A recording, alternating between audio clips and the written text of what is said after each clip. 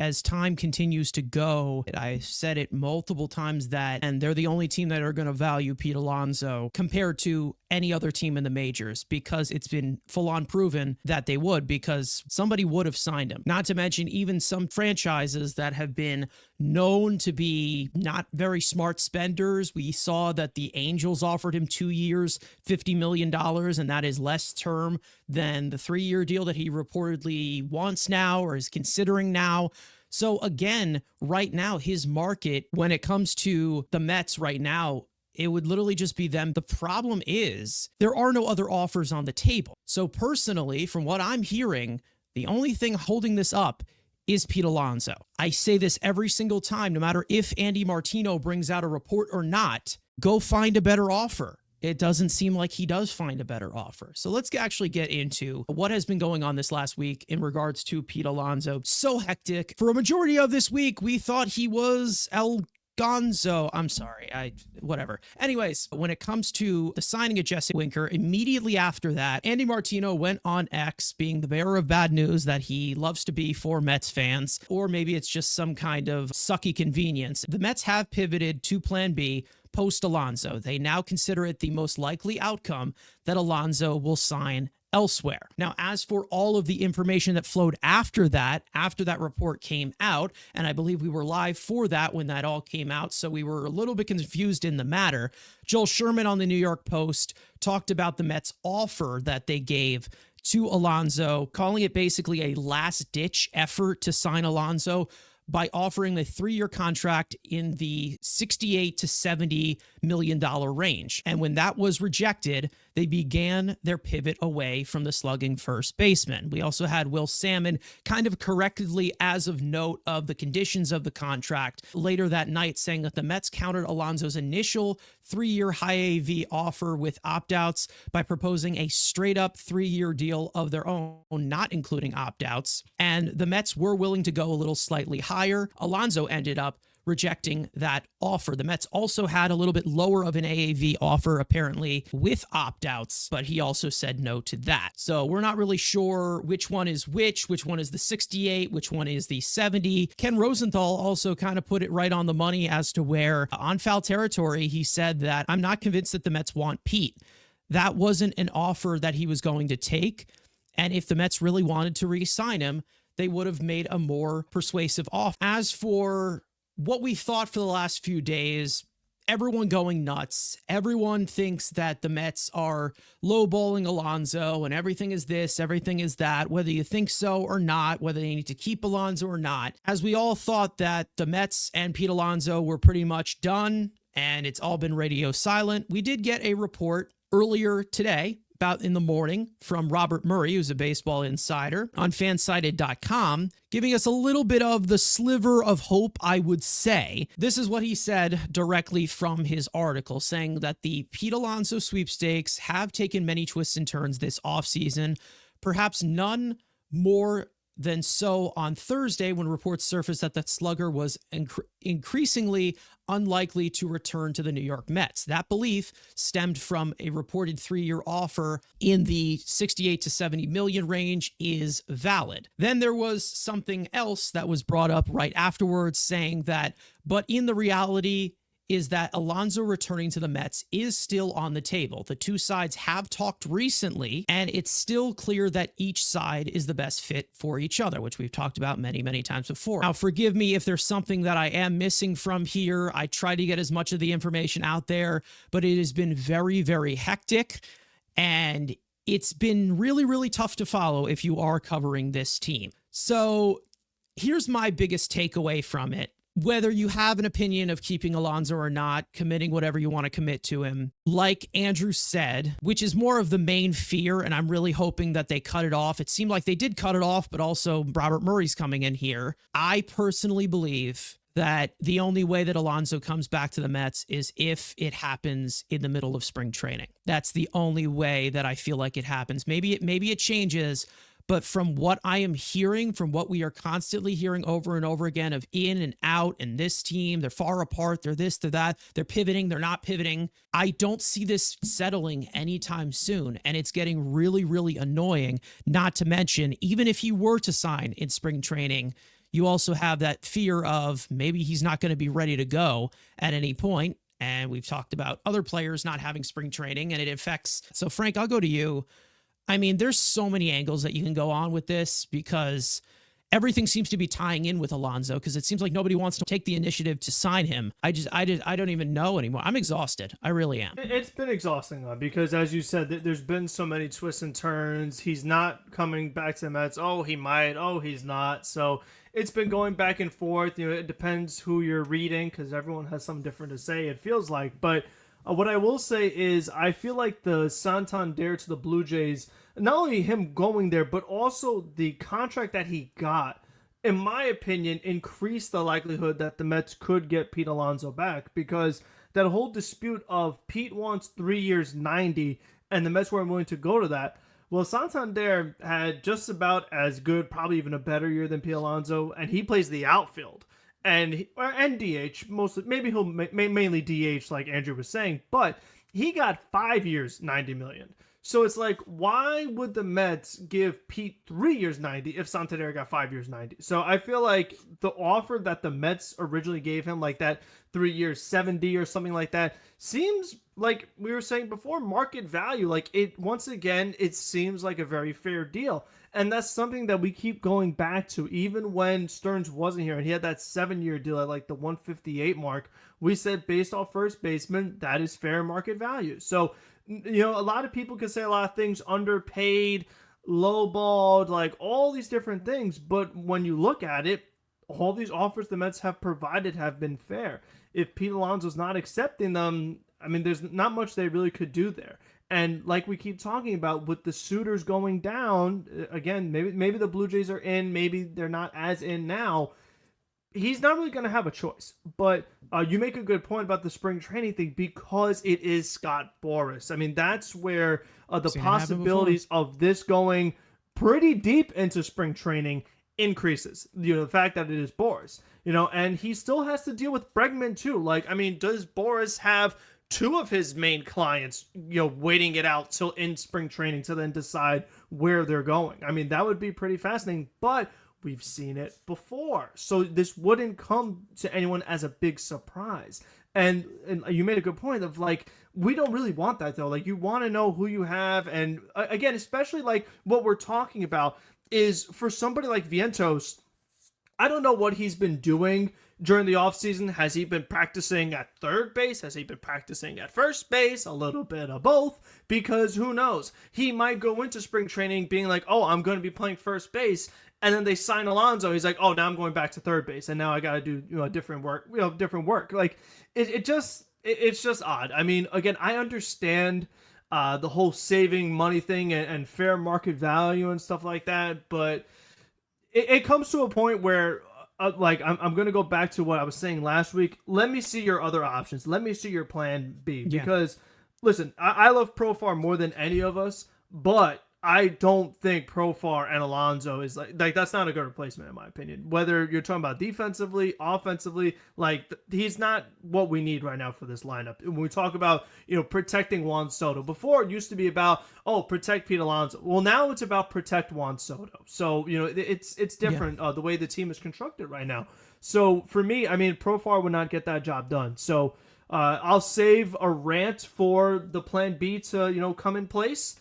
If it doesn't, then I will have a big rant, but I'm still trying to just wait and see what they're going to do, because if they are so confident that maybe it's still like, we'll wait for you to come back around because no other team's going to give you what you're asking for, maybe he will just end up coming back, and then, we get frustrated about nothing if he ends up staying. I'm really tired of this continuing to drag on, because it seemed like it was holding up the Mets offseason, whether you liked it or not. And it wasn't really, I do believe that it's still a possibility that Alonso comes back because of process of elimination with his market.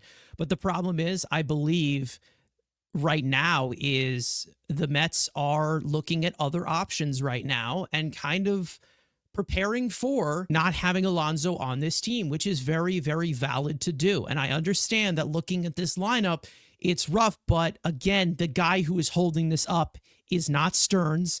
It is not Cohen. It is not Boras. It is Pete Alonso who is holding this up. And I understand for Mets fans or anybody, it's really, really hard to hold your guy accountable, especially for somebody who could set the franchise records on fire.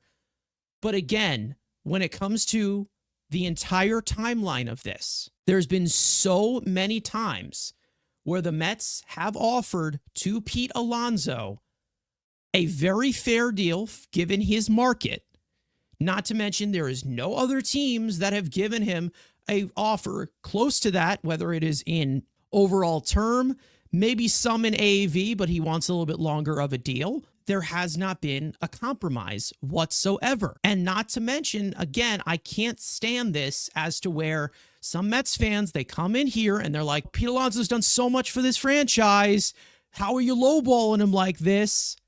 Guess what, Andrew, Frank, didn't Pete Alonso swing at every low ball last year? And he was terrible? So maybe have a little bit better of a year than you did last year. And maybe we'll be having a little bit different of a discussion. He didn't have a career year last year. He had the worst year of his career to his standards. Was he still good and a plus? Sure. Still wasn't great. Still was one of the worst players with runners in scoring position last year. I understand why people are upset about it when it comes to the current moment. Nothing to do with 2019, nothing to do with 2 home run derby titles, nothing to do with the all-star stuff, nothing to do with all of his 40 home run seasons. It has nothing to do with that. Because right now, it's about what can he provide going forward. And what he can provide going forward, it's on the downswing right now because of the last 2 seasons that he has had. I'm not saying that his career is completely over. I'm not saying that he's one of the worst players in all of baseball and he's Chris Davis. No, I'm not saying that. But what I'm saying is the trajectory that this is going, him being 3rd highest paid first baseman is the best he's going to get. If he wanted to get the highest first baseman contract, if he wanted to get that Prince Fielder type of AAV, that Prince Fielder type of term, why don't you play better in 2024? Which we talked about it throughout the entire season as it was going on. You want your money, Pete? Show up. You want your money, Pete? Show up. One clutch homer in Milwaukee is not going to change a full-on sustained 162-game season, and it shouldn't. No emotion should be involved in this decision. And for some reason, it still is involved in some way because Stearns is the new guy here. Pete's been here for 6 years, and Stearns owes everything to Pete Alonso. No, he does not. Again, we understand everybody, the emotional. Again, I was in the chat yesterday. Think of all the polar children with the jerseys and the fatheads on the wall. And you would think, and let's even micro it to an extent. David Stearns is a Mets fan. So is Steve Cohen. And if David Stearns is evaluating him, obviously as an executive. No, he's a fake Mets fan. He's a fake Mets fan, Besides, fake. Fake. He doesn't like him. Oh, what was the one tweet that I saw or something? Somebody had a theory that he's more of a right guy than an Alonso guy, and that's why he wants a new third baseman and defense at third base. And Brandon Nimmo's better than Pete Alonso, but who cares? You don't see me fucking putting that narrative out. And I understand fans' frustration, and again, having the richest owner in baseball just whip your money out like it's Monopoly money. He can still be here. It's just the fact that everyone wants it right now. And yes, I am the most least patient guy of the guy on this crew. I can't stand. I'm fat. I'm going to be dead in 2 years. I don't care. I want to win a World Series. But the fact is, I'm willing to wait. One, we're not playing games that mean anything until the end of March. Are we playing games tomorrow, guys? We have to have our opening. Again, did we see the roster on open day last year be the same opening day, the same lineup and roster that played the Dodgers? So there's always going to be this movement of say, well, as of right now, it's not a perfect roster. Brett Beatty's batting probably 5th in this lineup. I'm kidding, but he's in the lineup. That's not going to be the opening day lineup. There's still a month and a half until that has to happen. So the fact that I get the fans want it, Stearns is doing the right thing. He's not going to be like, well, look at the back of the baseball card. Every year's 30 and 100, even though his exit velocity has just gone down a little bit. Obviously, he can't play defense to save his fucking life. His ground ball rate shot the hell up last year compared to his normals. There are signs of regression, but again, with the market, he's playing it right. You want to bitch and moan because, he's being cheap, whatever. Here's the other thing, which everyone's loving it. Everyone's like, Steve Cohen needs to get involved. What the hell does Steve Cohen need to get involved for? Oh, what? Because of the jersey sales? If he does, then I'll get pissed off. Exactly, I'll get that pissed too. if he does. And not in the way that people think. Cohen can deal with Soto. Cohen only needs to be involved when it's going north of 200 million. This ain't 200 million. So let Steve Cohen do whatever the hell he does on his daily job, making bajillions of dollars to give and let the franchise spend.